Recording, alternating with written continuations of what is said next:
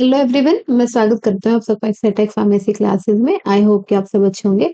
तो हम हमारे फार्माकोलॉजी सीरीज के 12th पार्ट पे पहुंच चुके हैं, जो कि हम RRB, KGMU, HPSC, MP, AIIMS और अदर फार्मेसी एग्जाम में फार्माकोलॉजी से रिलेटेड क्वेश्चन अभी तक पूछे जा चुके हैं। ठीक है, तो ये हमारी सीरीज चली है जिसका 12th पार्ट है। तो चलिए शुरू करते हैं फर्स्ट क्वेश्चन के साथ।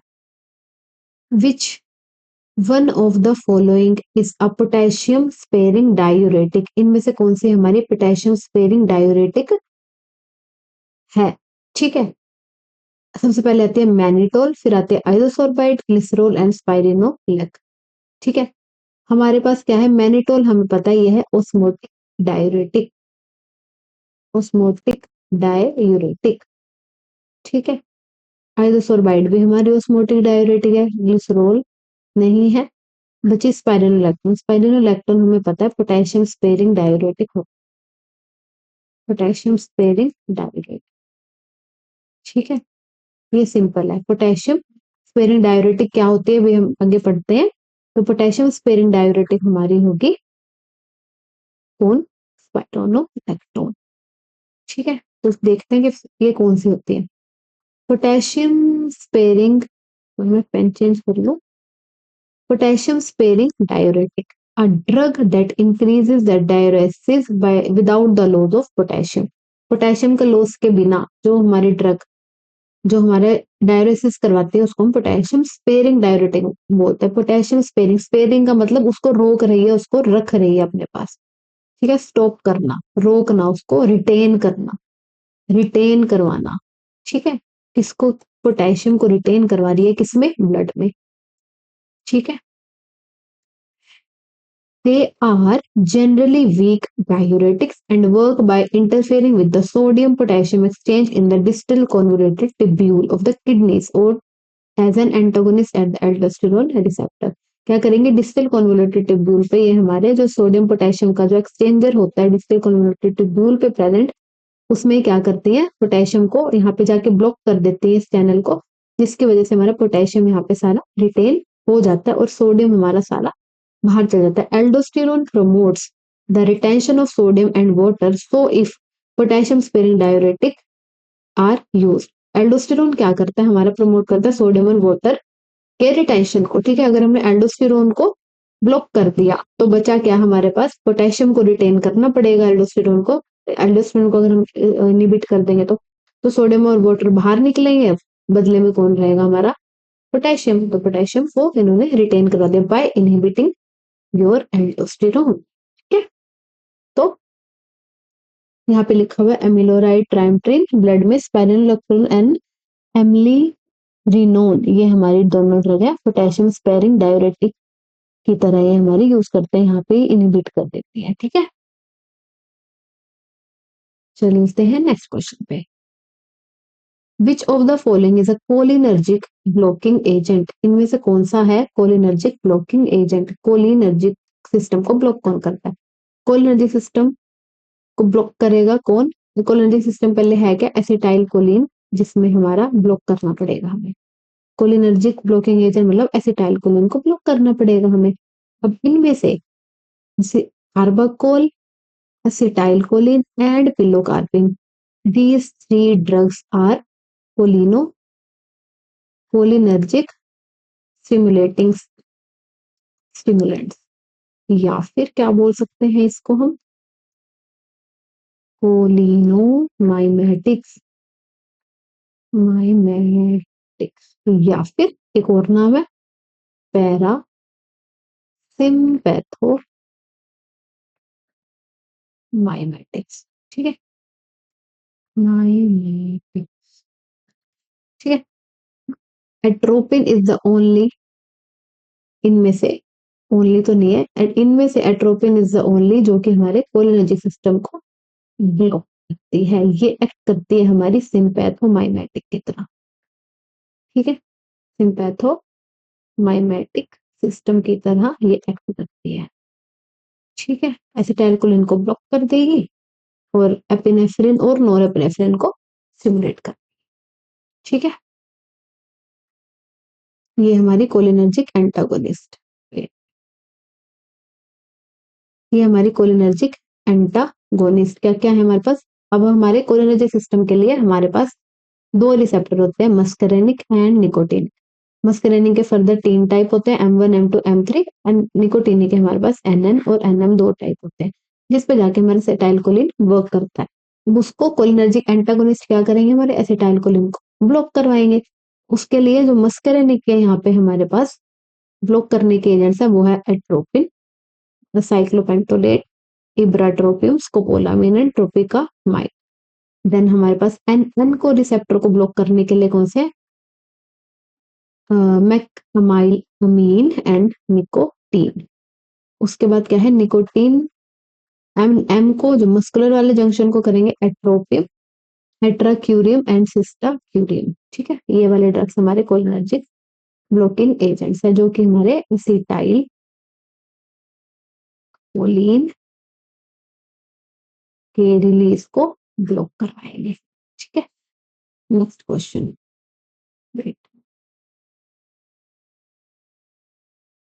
DNA gyrase is an inhibitor of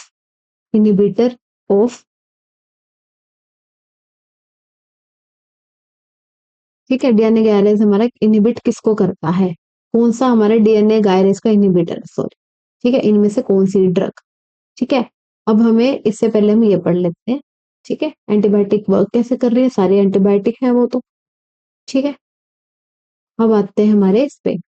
अब क्या करते हैं एंटीबायोटिक्स, जो हमारी 3 तरीके से किसी भी जो बैक्टीरिया है उसको किल करती है। या तो उसके सेल वॉल की सिंथेसिस को ब्लॉक करेंगी, बाहर जो सेल वॉल सेल मेम्ब्रेन जो है उसकी, या उसके न्यूक्लियस एसिड की सिंथेसिस को इनहिबिट करेगी, थर्ड या फिर उसके प्रोटीन के सिंथेसिस को इनहिबिट करेगी। 3 टाइप से हमारी एंटीबायोटिक्स वर्क करती है, जिसमें से हमारी बीटा लैक्टम क्या करती है, हमारी सेल मेम्ब्रेन को या सेल वॉल सिंथेसिस को डिसरप्ट कर देती है, जो सेल वॉल सिंथेसिस है इसको ब्लॉक कर देगी। ठीक है, उसके बाद आती है हमारे पास, ये भी हमारी सेल मेम्ब्रेन को इनहिबिट कर रहे हैं, पॉलीमैक्सिन। उसके बाद क्या करती है हमारी न्यूक्लिक एसिड की सिंथेसिस को रोकती है कौन, डीएनए गायरेज, क्विनोलोन्स और डीएनए आरएनए पॉलीमरेज। ठीक है, डीएनए गायरेज और आरएनए पॉलीमरेज क्या करेंगे, न्यूक्लिक एसिड की सिंथेसिस को रोक देंगे। अगर इनको हमने इनिबिट कर दिया तो उनको कौन सी ड्रग्स हमारी इनिबिट करती हैं, डीएनए गायरेज को कौन सी करती है, क्विनोलोन्स। आरएनए पॉलीमरेज को कौन सी इनिबिट करती है, रिफैम्पिन। ठीक है, उसके बाद आती है हमारी 50S सब यूनिट, जो हमारी प्रोटीन सिंथेसिस को इनिबिट करता है अल्टीमेटली।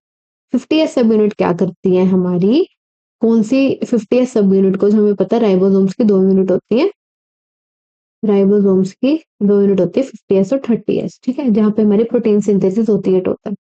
ठीक है, अगर हम इनको ही इनिबिट कर देंगे तो हमारी प्रोटीन सिंथेसिस नहीं होगी। 50S सब यूनिट को कौन ब्लॉक करता है, macrolides, clindamycin, linezolid, chloramphenicol and स्ट्रेप्टोग्रामिन्स। और 30S यूनिट को पर्टिकुलरली कौन इनहिबिट कर रहा है, टेट्रासाइक्लिन्स एंड अमीनो ग्लाइकोसाइड्स। ठीक है, हमारा क्वेश्चन क्या था, डीएनए गायरेज को यहाँ पे हमारा कौन इनहिबिट कर रहा है। अब आपको आंसर मिल गया होगा, क्विनोलोन्स। क्विनोलोन्स inhibit your DNA gyrase which ultimately block your what nucleic acid की synthesis in bacteria। ठीक है, next question, which phase of clinical trial is primarily concerned with assessing safety in a small group of healthy volunteers। ठीक है, उससे पहले हम जरा जान लेते हैं सारे फेजेस। फेज 1, फेज 1 क्या है हमारे पास, सेफ्टी फोकस रहता है और small group of healthy volunteers रहता है। फेज 1 हमारे पास 4 फेजेस में हमारी कोई भी ड्रग पास होती है, मतलब क्लिनिकल ट्रायल्स में 4 फेजेस होते हैं। फर्स्ट फेज में क्या होता है, सबसे पहले सेफ्टी चेक कर जाते हैं, सेफ है कि नहीं है ड्रग, किस पे, हेल्दी वॉलंटियर्स, थोड़े से just a group of healthy volunteers. Phase 2 में क्या होता है हमारा, फेज में क्या होता है हमारा, सेफ्टी और इफेक्टिवनेस दोनों ही चेक की जाती है।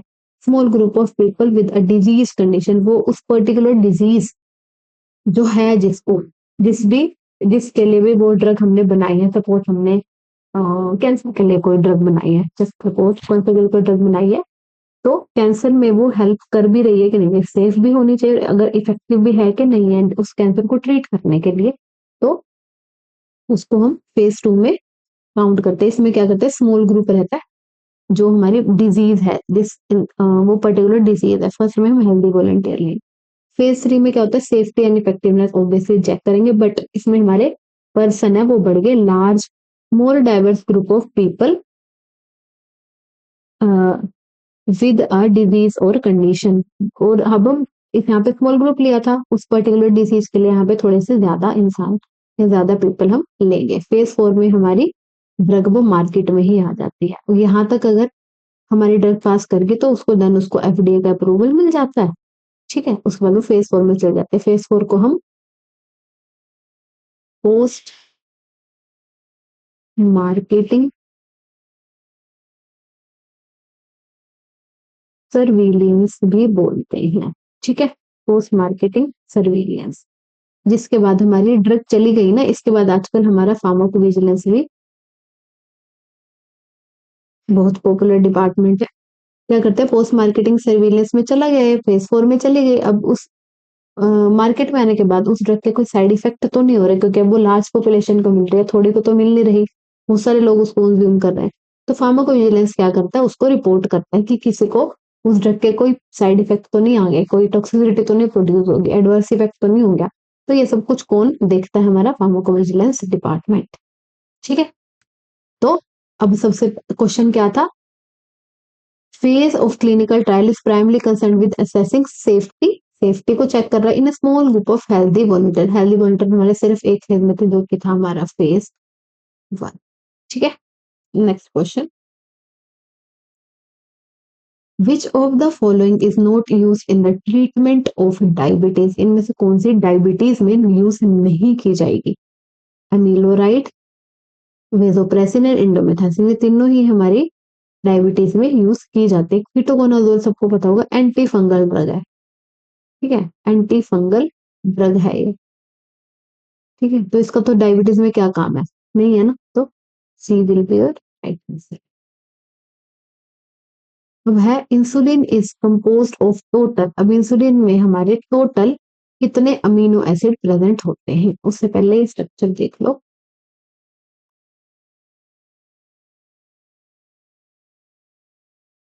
मैं इसका कलर चेंज कर लेती हूँ। ठीक है, हमारे पास इंसुलिन में दो चेन होती है, chain A and chain B. ठीक है, दो चेन है जिसमें हमारे चेन ए के अंदर 21 अमीनो एसिड है, चेन बी के अंदर हमारे 30 अमीनो एसिड। जो ए चेन है उसके अंदर कितने अमीनो एसिड है, 21। बी चेन है उसके अंदर कितने हैं, 30 अमीनो एसिड प्रेजेंट है। और ये आपस में कैसे बंधी हुई है, डाइसल्फाइड बॉन्ड बोलते हैं इसको। बेटे यहाँ पे लिखूं, ध्यान में, डाइसल्फाइड बॉन्ड से ये आपस में कनेक्टेड रहती है दोनों चेन डाइसल्फाइड बॉन्ड के साथ। तो टोटल कितने हो गए यहाँ पे अमीनो एसिड, 51, 51 अमीनो एसिड। ये हो गया। Insulin composed of 30 amino acid, no, 51 yes. ठीक है, तो 51 अमीनो एसिड हमारा इंसुलिन कंपोज होता है। टोटल 51 अमीनो एसिड है, जिसमें ए चेन में हमारे पास 20 अमीनो एसिड है और बी चेन में 31 अमीनो एसिड है। ठीक है, next question, वेरिसिला vaccine is given for the prevention of, इनमें से वेरिसिला वैक्सीन है वो किस डिजीज के प्रिवेंशन के लिए दी जाती है, हेपेटाइटिस ए, हेपेटाइटिस ए के लिए हमेशा याद रखना हेप ए वैक्सीन दी जाती है। ठीक है, हेप ए वैक्सीन। ट्यूबरकुलोसिस के लिए जन जन को पता है बीसीजी वैक्सीन दी जाती है। ठीक है, सर्वाइकल कैंसर के लिए नो वैक्सीन, चिकन पॉक्स के लिए हमारे पास इस वैक्सीला वैक्सीन को दिया जाता है। ठीक है, वैक्सीला वैक्सीन।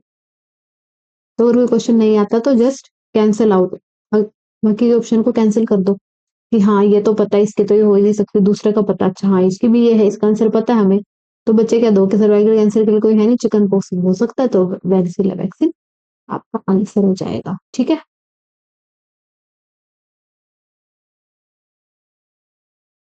अब ये क्या है, which one of the following can be used as an antidote for atropine, atropine के लिए कौन सी ड्रग को हम एज अ एंटीडोट यूज कर सकते हैं। ठीक है।